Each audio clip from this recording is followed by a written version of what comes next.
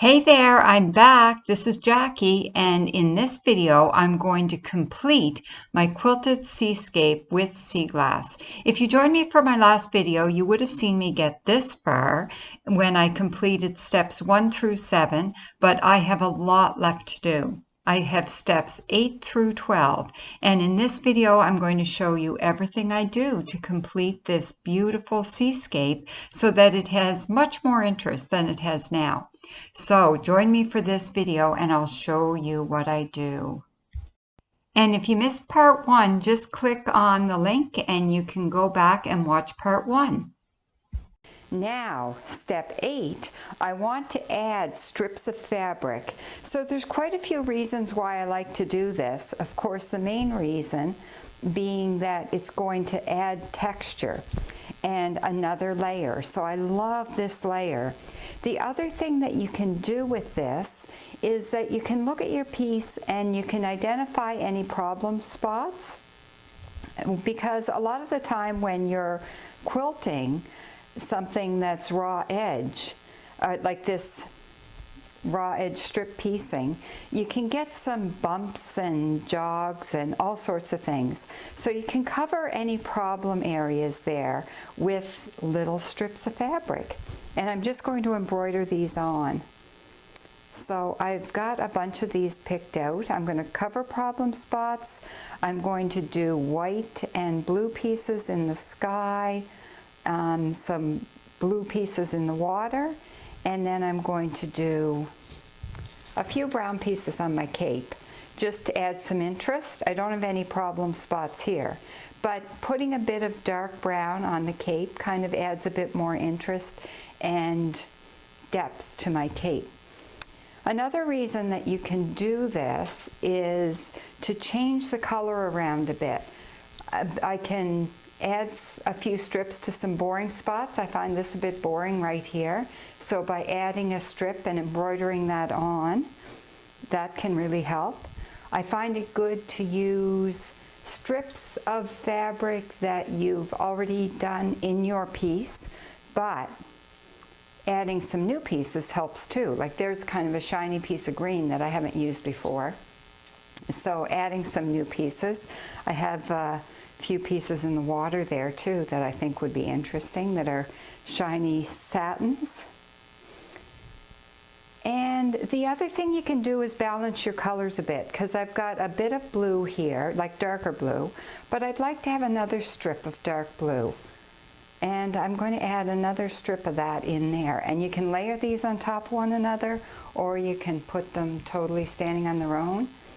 And the other color thing that I'd like to see happen here is a little bit more green at the bottom, to give the darker green, to give my bottom a bit more weight. So by adding a few more strips of green to the bottom and embroidering those on, I can add some weight there as well. And if you're playing with your strips, just randomly cut the sizes. You're going to do better if you add more rather than less. So don't add 2 or 3. They'll just stand out.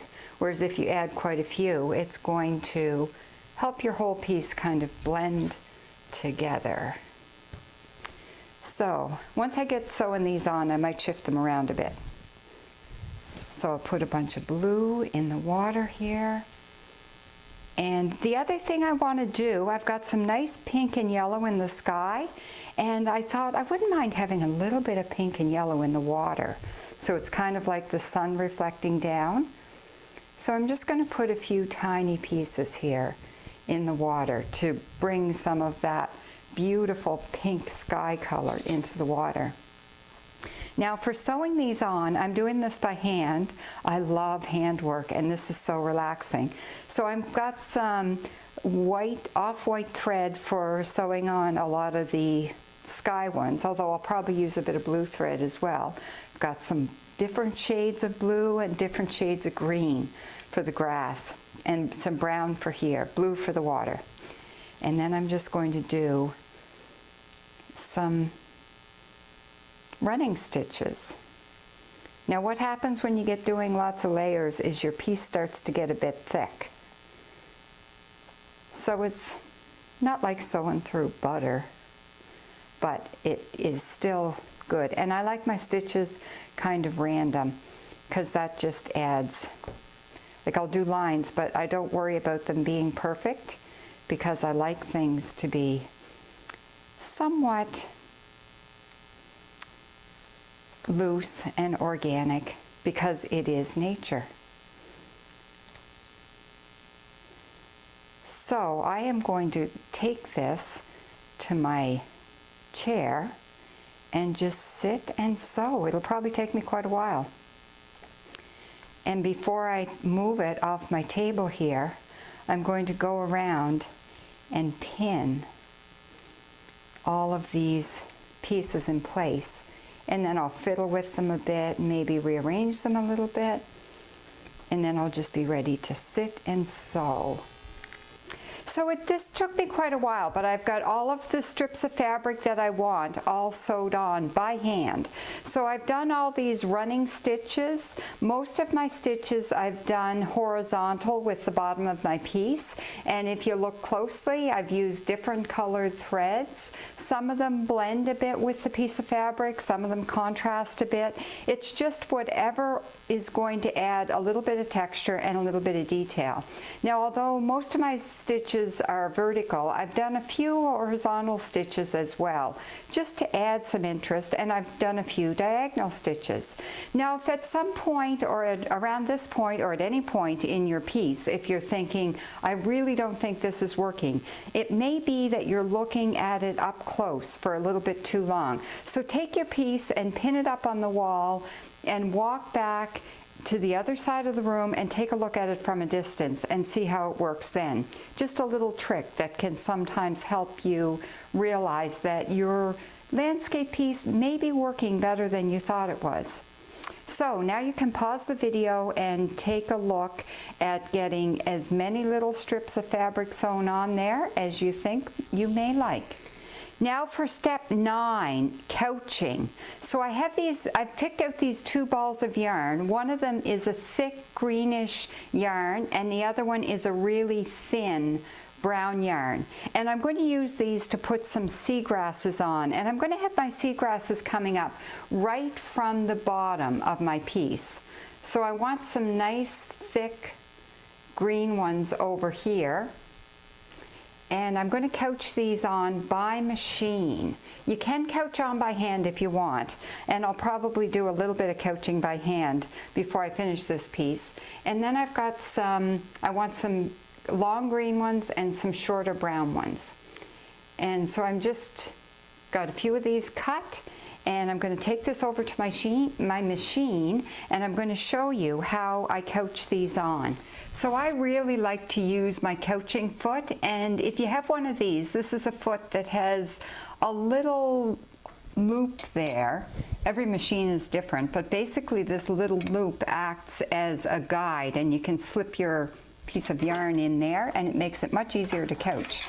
So I'm going to flip that foot off, the one I have there, and put this one on. If you don't have a couching foot, it can still work.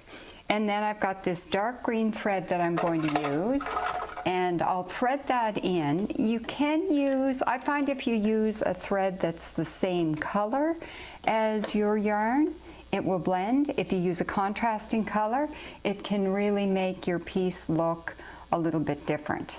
So, whichever you prefer. There isn't really any wrong choices here.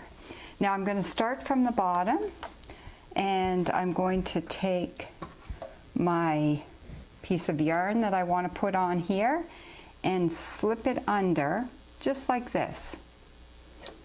And then I set my machine to zigzag, and I just go for it. Do a bit of a starting stitch, and then careful that it doesn't bunch up too much. And as I'm going here, because I like my seagrasses to kind of wave in the wind, I like to, you have to be careful that it doesn't catch on all, like you don't want to bunch up your layers that you have here, so go a little bit slowly. But because I want it to wave in the wind, I tend to move my piece underneath a little bit, so I get some wave in my piece of seagrass. And then I stop it at the top, do a sort of, what do you call that, when you stitch a few stitches so that it stays in place, and then pull it out. And you see I have this lovely piece of seagrass, and then I can, where'd my scissors go? Lost my scissors. Trim it at the top, trim it at the bottom, and now I'm going to sew a few of those on, and I'll show you what they look like. So I think that's all I'll do for seagrasses. I've got 2 spots with some green seagrasses and a few spots with some brown ones that are smaller and shorter. And what's happening here is because seagrasses aren't that big, but because they look big in the foreground here, it helps create some distance from your foreground, a little bit further off your lighthouse, further off this cape and the water and this cape. So you're helping to create some distance in your piece by getting some fairly up-close views of what's going on in the foreground. So you can pause the video here and do as much or as little couching on of yarn to create seagrasses as you would like. So step 10 is embellishments. And when it comes to embellishments, you can do as much or as little as you would like. The first thing that I like to do is some hand embroidery. And I like to embroider on some grasses. So here I'm going to just show you what I mean. Just some straight stitches to create some little tufts of grass. And if I put a few of these in here towards the, just giving a little bit more distance, that helps. You can tie it off in the back. So I'm going to do a bunch of grasses. I'm going to add some more detail. It's all about layers. So add some more grasses, add some more details in the water, add some more details in the sky. Here I've put some French knots in pink and some just little straight pink stitches on this pink strip in the sky. So I'm going to add more and more of this hand embroidery stuff. I love handwork, so I tend to do quite a bit. If you don't like handwork, you could skip this layer, but I love to do it. So I'm just going to sit and sew a bunch of embroidery stuff first, and I'll show you what I do.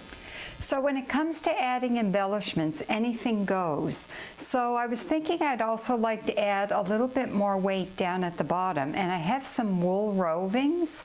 So I'm going to sew those on by hand. I know they look really big before they're sewn on, but if you, by the time you do your bits of sewing them on, it does pull them pretty flat. So what I'm going to do is just place a bit of wool, some green wool rovings at the bottom of the green grass, and then I'm just going to couch it on by hand. So it'll give it, so it's just basically sewing it on, and it's just adding a bit more texture. And I'm going to do the same with, see if you see that's kind of big and fluffy, but by the time you sew it on, it just adds another layer of texture. It's good to do this before you do any beading, because I always like to have some beads on these grasses as well. And I'm going to add some of those. I have some white wool rovings that I'm going to add a few little wisps in the sky, because again, it just adds a little bit more texture. Now, another thing I will sometimes do, when I'm dyeing fabric, I like to dye cheesecloth as well. This is just the same cheesecloth that you would buy at your grocery store. It's 100% cotton, so it dyes really well. So I'm going to cut a few pieces of this, smaller pieces, and just kind of sew those on in a few spots as well. And the thing about the difference between the cheesecloth and strips of fabric is that the cheesecloth is really thin, and by the time you sew it on, it's really good to add texture because it looks like grasses and stuff. especially for this. Although sometimes I'll put it in the water. It can be really good in the sky as well. I think I'll just put a few little bits of that on there. Another layer of texture. And another thing I'm going to do, I do sometimes like to add some paint. So I have a little bit of silver paint.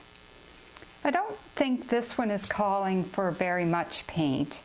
If you do add some paint in your fabric pieces, if you're doing a lot of painting, it's good to add some fabric medium to your acrylic paints. But here I'm just going to do a few tiny little details that I feel like it's calling for, so I'm not going to add any fabric medium because it's not going to be enough that it needs to be softened. I'm just going to take a little paintbrush and I want to add a little bit of silver on the sides of my lighthouse here, just to give it a little bit of shading. So it's not very much, it's just enough to kind of add a little bit of detail to this primarily white lighthouse. Because as much as lighthouses are white, they do tend to be a little bit rough around the edges because they get a lot of exposure to the elements. And that's the nature of where they live. They live near the ocean where there's lots of wind and lots of rain. And so I think adding a little bit of silver on this lighthouse is going to break up the whiteness of it and give it a little bit of a weathered look, which is what I'm really going for here.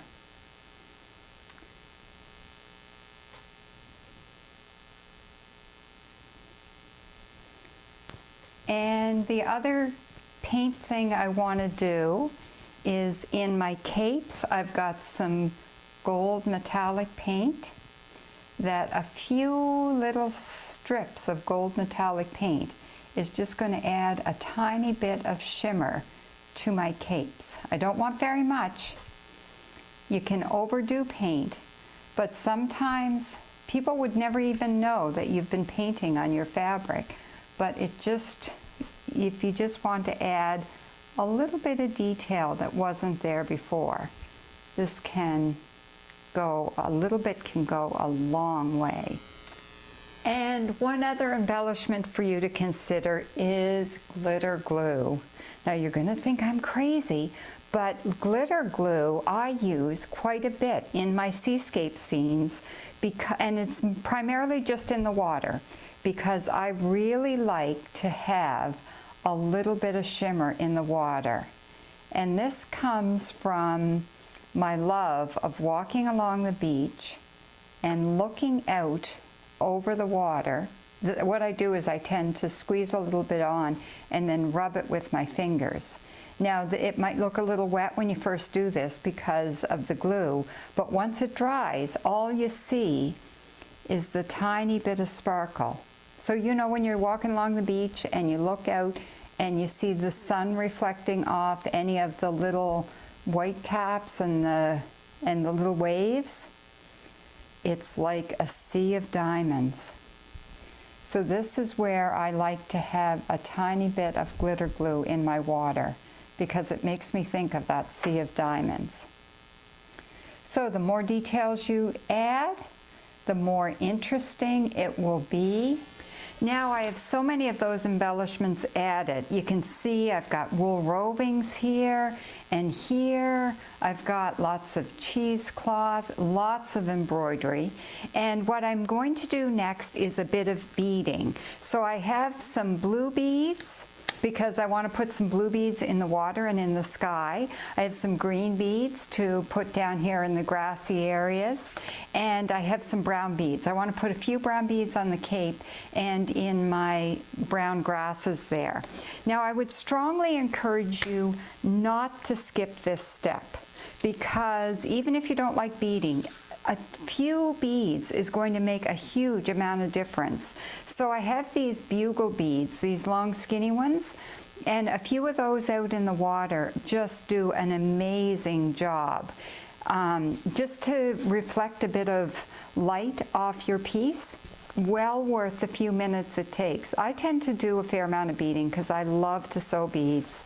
I find it so relaxing just to sit and sew beads. But if you don't like beading, suffer through just a few little bits. You won't regret it, trust me. So even that, one little bead, then I'll just tie it off at the back. And when I'm looking at this piece, I have some light blue beads, those are the bugle beads.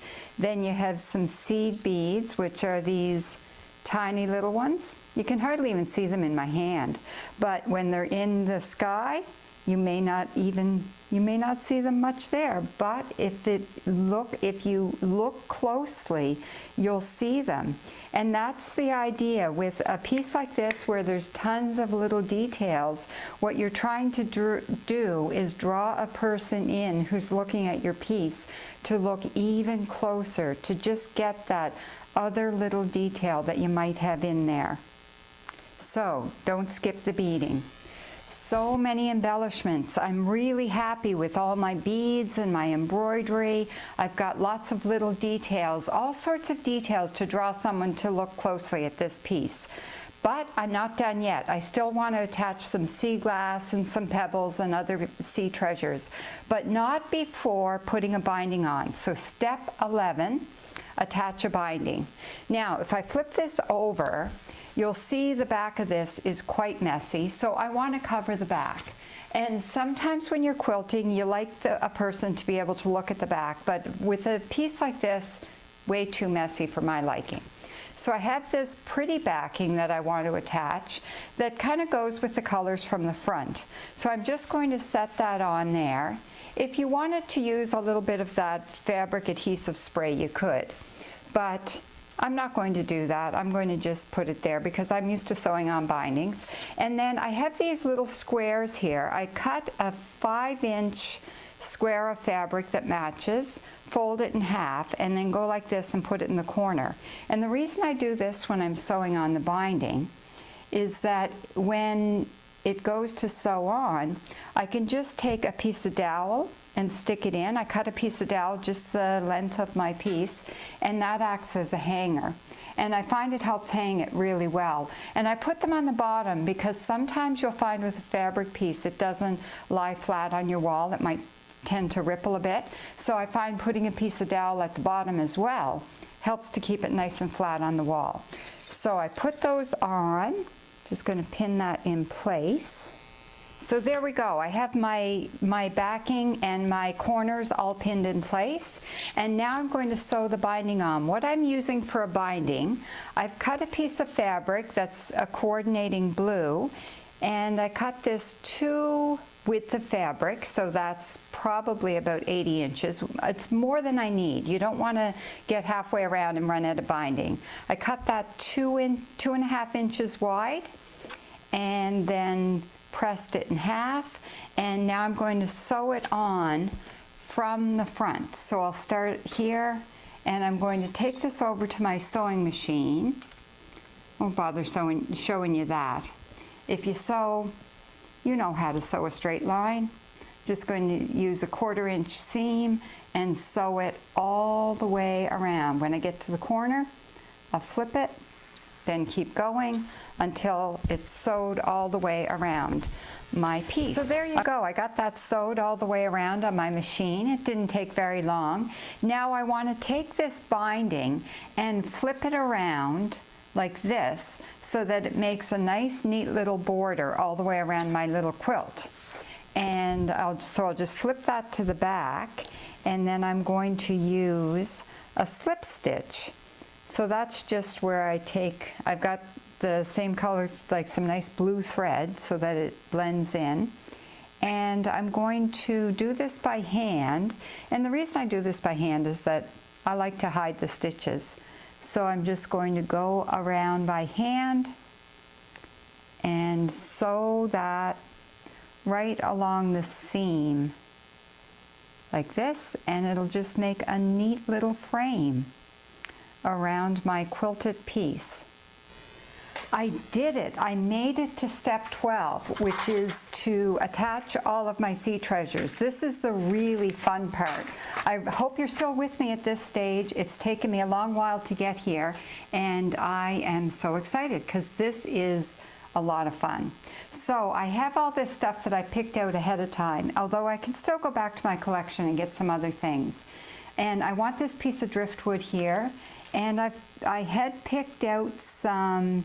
There's a really cool piece of white sea glass that I'm going to put on the light there, and you can see the yellow shines through.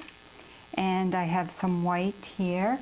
Usually what I'll do here is I'll just lay out all the pieces that I want, and then I'll start to glue them on. But I will show you what I'm going to do to glue them on. So I use this quick seal adhesive caulk, which is, I find this much better than glue because glue can turn yellow, especially under the white sea glass. I've had some bad experience with that, whereas this does not. This says clear on it. Do not buy the one that says white. This will go on white, but it will dry clear. If you buy the one that says white, it'll go on white and stay white, which isn't nearly as nice because you don't want your adhesive caulk to show. So I just would take the back of my piece of sea glass, put a dab of white silicone or adhesive caulk on there, and just put it in place. And this is going to take probably a good day to set into place because it doesn't dry right away. It sets, and then the longer it's there, the more set it becomes. And I'm going to go through and do that with all of my sea treasures, and you can put on as many or as few as you like. Now when you get something like this is obviously not a flat piece of driftwood. So what I do is I figure out where are the touch points. There's one there, there, and there, and I just put the silicone on the touch points. You don't need it all the way along because it's just going to look messy. And I'm also probably going to reinforce that with a little bit of thread, tie it on. I might even use some twine. And just take a little stick. I use these barbecue skewer things to clean off any messy bits of the silicone. And I usually have a Kleenex to dry off any of that stuff. Grab a piece of paper there because I don't have Kleenex at my fingertips. Didn't come prepared for this. You're better off to be prepared. So be prepared, have a Kleenex, have a barbecue skewer, have your silicone and all of your treasures, and just sit down and glue away. So just to show you a few other things I'm planning to glue on here, I want my bird up in the sky. I think I'll put it on this side because you want a person's eye to travel around the piece, and where my lighthouse is over here, you want them to come around and look. And I want to put I put inukshuk in my work all the time. The inukshuk to me is a symbol that I was here. It's a reminder that we have to be aware of the mark that we leave behind us as we go through this world. So the inukshuk is very important symbol. So I'm going to put 2 inukshuks in this piece, sitting on the piece of driftwood, symbolizing that I was here, plus 2 because it's nice to have company when you're sitting on a log or a piece of driftwood looking out over the water. So I'll glue all this in place, but I'm just going to show you what I'm going to do. And then I have some green sea glass that I want to put in to reinforce some of the grasses here, some of these green pointy pieces of sea glass. I'll glue those into place because I love the green sea glass. It doesn't show up really good on green, but there's an example of how you can draw someone in. Now I have this piece of white milk glass that came from the beach that makes a beautiful sail, especially against a nice blue water background here, and a piece of brown sea glass for the boat of it. Now around the bottom of the lighthouse, I love doing a bunch of pebbles from the beach. Now I have a really hard time walking by some of those beautiful pebbles that are on the beach. So I have a whole dish of those pebbles, and I'm going to arrange a base at the bottom of my lighthouse. And I'll glue all those into place. So that's sea glass, not pebble. I've quite a few of them. I've got different colors, different shapes, and the whole bit. And I'll get those put into place. You might want to use small ones. I like using a variety of size, so I'll use some really small ones and some bigger ones. I've got quite a few here. So I'll fuss around with those and get them into place. And I have a nice little clamshell here that I want to put down at the bottom. And another little shell. So a few little shells, a few little pieces of sea glass. I often, when I have these tufts of grass that I've put in, I like to have something that the grass is kind of growing out of. So I have all the things glued on that I want to put on my seascape with the lighthouse. I have lots of sea glass. I've got white and green and brown. I've got milk glass, blue, lots of sea pottery here in the inukshuks. My piece of driftwood is glued on as well as tied on. I think that's going to work well. Few shells there, lots of rocks around the base of my lighthouse, and I'm really pleased with that. Now I also finished my Little Red Barn. The Little Red Barn, a lot of the same techniques, but it's a variation on a theme. It's a different building. I've kind of rearranged things a little bit. With my sea glass, I put a walkway of sea glass from the door of the barn all the way to the foreground, and I'm really pleased with that. Put in a few rocks, lots of green sea glass, some white sea glass, and another piece of driftwood, bluebird in the sky. And then that brings me to the one I started at. Now when you look at this versus when you looked at it at the very first of my video and the steps on how to create this, you maybe didn't see as many things as you see now.